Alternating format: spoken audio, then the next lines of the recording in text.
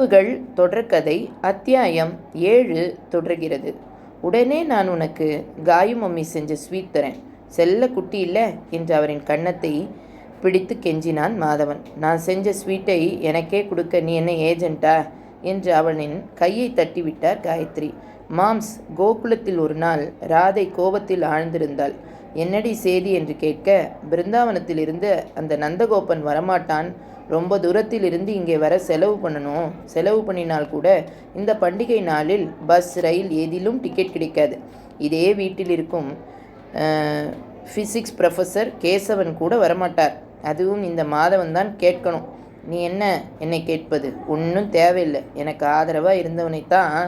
அம்மா, நீங்கள் mood out ஆகி அப்பாவையும் கோபப்பட வைக்காதீங்க. நல்ல நாளில் சந்தோஷமாக இருக்கணும். வீட்டில் இருக்கும் சந்தோஷமான விஷயங்களை விட்டுட்டு இல்லாத விஷயத்தை பற்றி பேசிக்கிட்டு இருந்தால் மனஸ்தாபம் தான் மிஞ்சும் என்று முடித்துவிட்டு நகர்ந்தான். பெற்ற பிள்ளையை 4 ஆண்டுகளாக பார்க்கவில்லை என்று பெற்ற மனம் பதறுதா? படிப்பிற்கோ வேலைக்கோ வெளிநாட்டில் இருந்தான் என்றால் அது விதிவசம். அப்படி அவன் என்ன தப்பு பண்ணிவிட்டான்? மெத்த படித்த மேதாவிக்கு காதலிப்பது குற்றமில்லை, காதலித்த பெண்ணை ஏமாற்றி கைவிடுவதுதான் குற்றம் என்று யார் எடுத்து சொல்லுவது?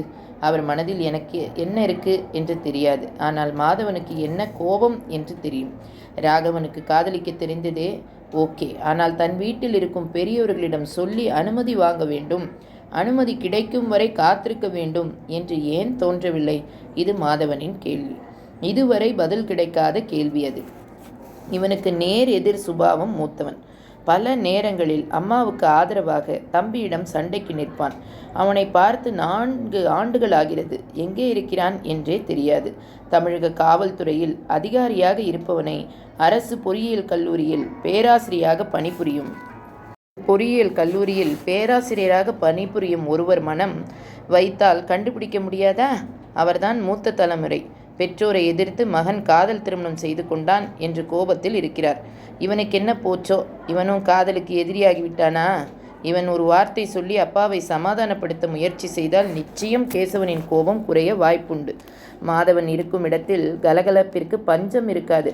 கலைஞர்கள் அமைதியாக தனக்குள் கொள்பவர்களாக இருப்பார்கள் என்று பொது விதிக்கு இவன் விதிவிலக்கு. சிறு வயதிலேயே அப்பொழுதுதான் கட்டப்பட்ட புது வீட்டின் சுவர்களை பென்சிலாலும் பேனாவாலும் தன்னுடைய கிறுக்கல்களால் நிறைத்து பெற்றோரிடம் பல ஆண்டுகள் அடியும் திட்டும் வாங்கியவன். ஆனால் அத்தனை அடி திட்டுகளுக்கு பிறகும் தன்னுடைய கிறுக்கல்களை நிறுத்தாமல் அவனுடைய கலை ஆர்வத்தை தொடர்ந்து வீட்டில் நறுக்கப்படும் காய்கறி பழங்களிலும் தூக்கி எறியப்படும் காகிதங்களிலும் அழகழகாக வெளிப்படுத்த 10 வயதில் அந்த திறமைக்கு வெளிப்படையான அங்கீகாரம் கிடைத்தது. அவனின் 10வது வயதில் அவனுடைய அண்ணன் 14வது பிறந்த நாளைக்கு அவன் உருவாக்கிய பிறந்த நாள் பரிசுதான் அவனின் தலையெழுத்தை மாற்றி அமைத்தது. அதுதான் அவனின் ஆசைப்படி அந்த வீட்டிற்கு கோகுலம் என்ற பெயரை சூட்டிய விழா.